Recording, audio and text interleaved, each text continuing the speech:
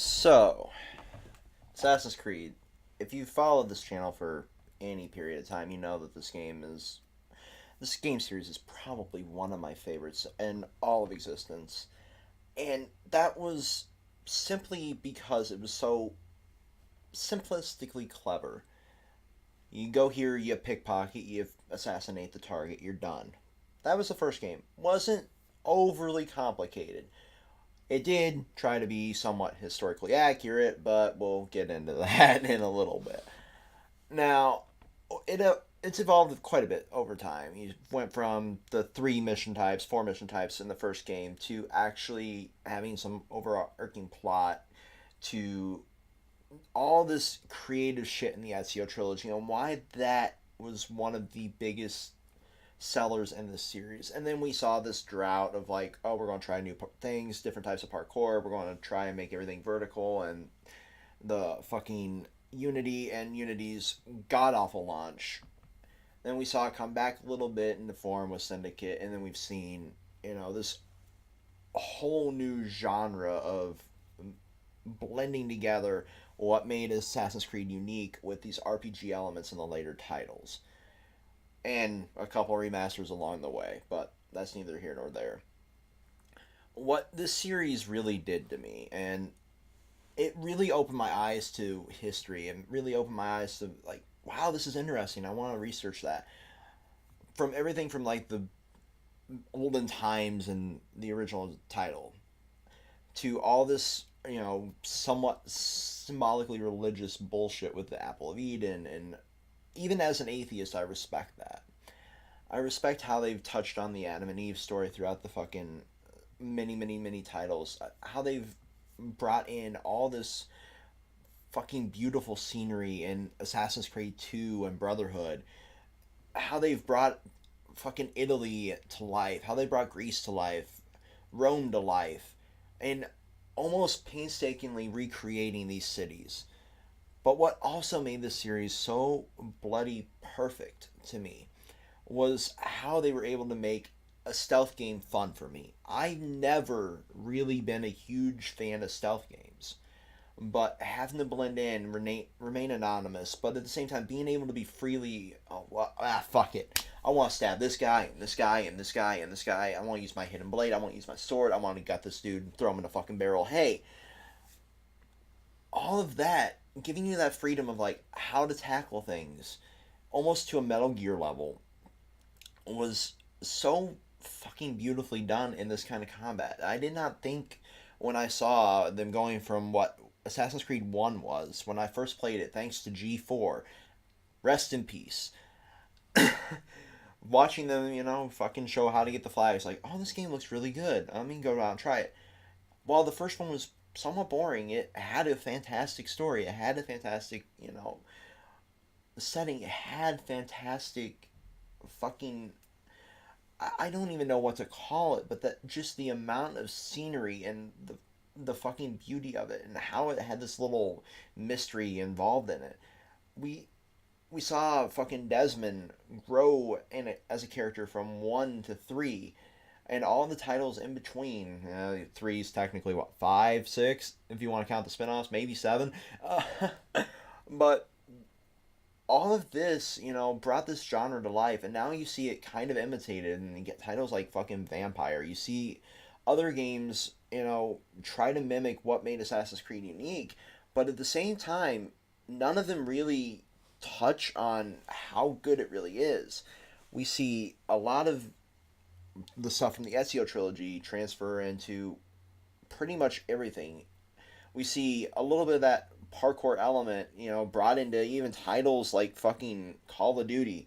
We see a lot of the stuff that we see in Black Ops 4, and God help me, I may be completely wrong here. I haven't played past the beta because I'm not buying a COD every fucking year. But the ledge jumps, all that kind of is like fucking the perfect almost mimicry of motion from the early Assassin's Creed titles. They're pulling assets almost essentially into that. You saw Shadow of Mordor and Shadow of War kind of mimic this fucking genre. We've seen so many other titles attempt it and fail, but from the Ezio trilogy on, we saw that shift. And that shift here is from going on about the first civilization. We still kind of have that element in like the comics and shit being wrapped up, like Juno's story and all of that. But we saw the genre shift of like it's all stealth to in Black Flag you're seeing more of the action RPG elements being implemented slowly. You see in Unity, you see a little bit more of that. You see in Syndicate it go full on almost Arkham. And then in Origins, the after taking a year off, they brought in almost a fucking basic RPG level skill tree. And that's the first time I really was like, wow, this feels like Assassin's Creed, but at the same time, it doesn't really feel like Assassin's Creed. We saw so many things brought into this. We see the ability to go into photo mode, something that was popularized, during that little time off, to a huge extent. Games like Horizon Zero Dawn bringing it in, fucking, we even seen it in almost everything from like 2015 on up, really. But it really being able to take these photos and stylize it. And now games like Spider-Man using it to a whole nother fucking level where you can add comic filters. I may not be far in Odyssey right now, but what I have seen in Odyssey is it's taken that skill tree, it's taken it and expanded it. It's brought almost like a nemesis system from competitor Shadow of Mordor and Shadow of War. With the mercenary system, we see so many things making this game series feel so fucking revitalized after all this time. We see all these plot threads coming together. Fuck being historically accurate. I mean, we got Q-tip weapons and goddamn unicorns that shit out fucking rainbows. But what we do see is the mythological beings brought in here. Not only just to the extent of like, oh, there's a Cyclops. Oh, there's this fucking god here. There's this. Here's this deity that is there. But instead of Achilles, how we say it over in the more English, we're hearing it pronounced Achilles. We're hearing it all these accurate to the area titles for these characters that it's amazing that we've actually seen how these people that developed this series have actually taken the time to research everything. That's the thing I absolutely respect about this. From first entry to now, that has not changed. We are seeing cities recaptured one to what they used to be. We're seeing during the Origins fucking era that we had a tomb found inside of a pyramid that was actually inside the fucking game before it was even discovered. So that is the level of detail that these developers actually put into this. They almost are fanatics about recreating it to a one-to-one scale. The only downside to that is it kind of limits them. So with that being said, with that limitation, they've created the parkour system. They've created all of this. I wouldn't say they've actually created it, but they've perfected it, more or less, to the level of how can we traverse this and make it feel real? How can we scale the fucking loot? Oh, we can go this way and this way, and we can have a handhold here and then a handhold here, and actually make it look like it's something that could be done in real life. Or how can we fucking scale some building in Jerusalem? Okay, well, here we go. We can go here, here, and then we'll have to turn and go around to this handhold, and then we can ledge jump up. And then we actually see it being shown as if it was realistic. I won't say I'd go out and fucking climb it, but these buildings feel climbable the way they've actually done it. The level of detail in the fucking sea settings in Black Flag and Rogue, and even to an extent inside Assassin's Creed 3, we see all these ships, see real damage. And now to a greater extent in Skull and Bones, we'll see, how they've perfected that. I don't know if it's a specific engine they used for that or if it's some sort of fucking, just level of detail that they've put into it, but we'll see how that translates to that when that comes out. I'm looking forward to that more than I was Sea of Thieves, because I love the naval combat inside of Black Flag. That was the one thing that I actually really, really, really enjoyed going around as Edward and fucking going and singing all the legendary ships. No matter how many times I want to break my fucking controller in half, because they felt like real naval battles. They felt as if this could have taken place.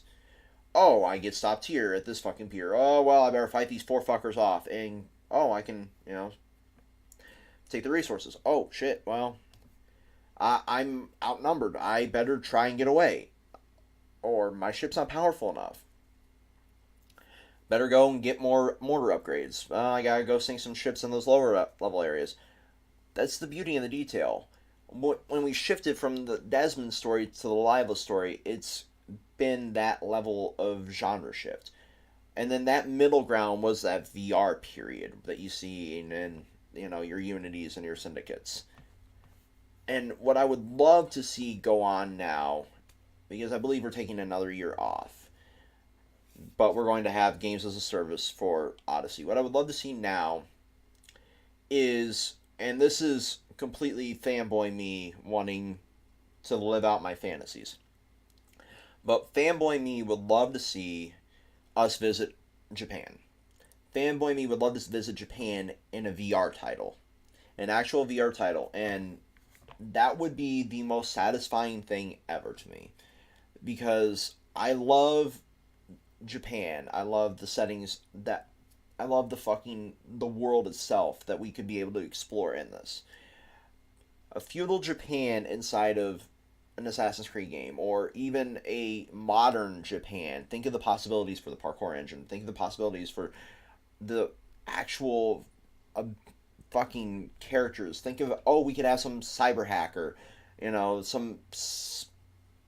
I mean, I'm the IT professional. I'm trying to fucking think of a proper term here. We could have some fucking Neo level bullshit in there, almost like a Watch Dogs, and with a conspiracy theory, and I call it conspiracy theory because that's the level of digging people do of all of the fucking Ubisoft universes being tied together.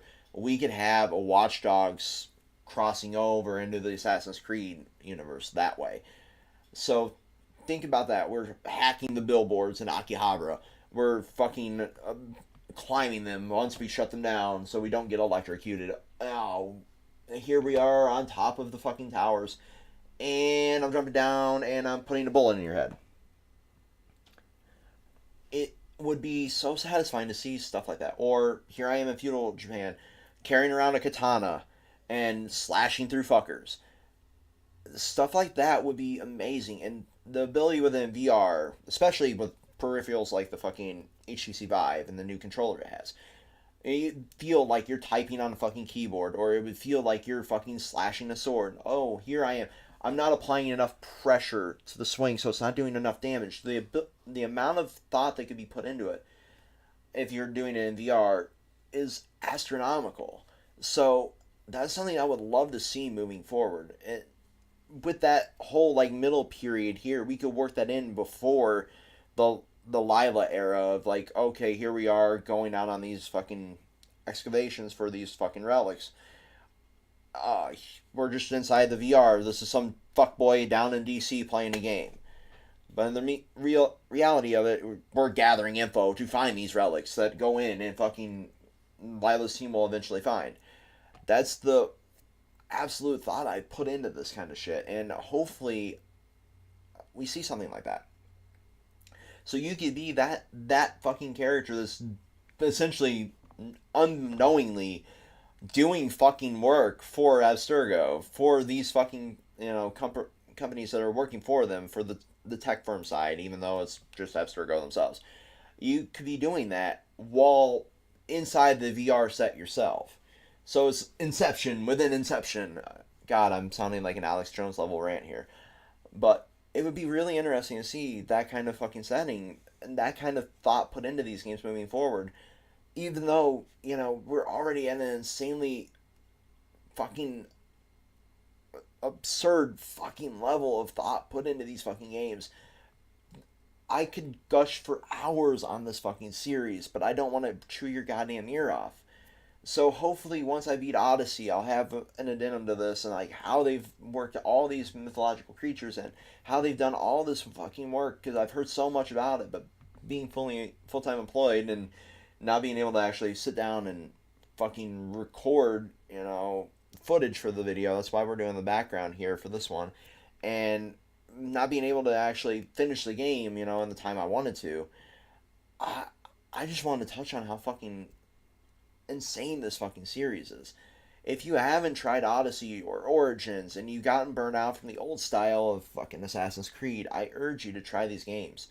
And they're both going to be insanely cheap at Black Friday. So you could go out and get them both for well under $50, the basic editions. And if you like them, I urge you to go out and get the season passes for these games because the content that is in these season passes for these titles is fucking phenomenal. What I've seen previewed for fucking Odyssey makes me more hyped than I've ever been hyped before. Because we're getting out and we're getting to see like the first Hidden Blade. We're getting out and being able to see a lot of this fucking the stuff that has been foretold in the lore of this series for so long that we've never really seen, but we've seen essentially. We've seen the stories inside of Ezio's fucking trophy room inside Montecrigioni. I know I'm slaughtering the pronunciation of that.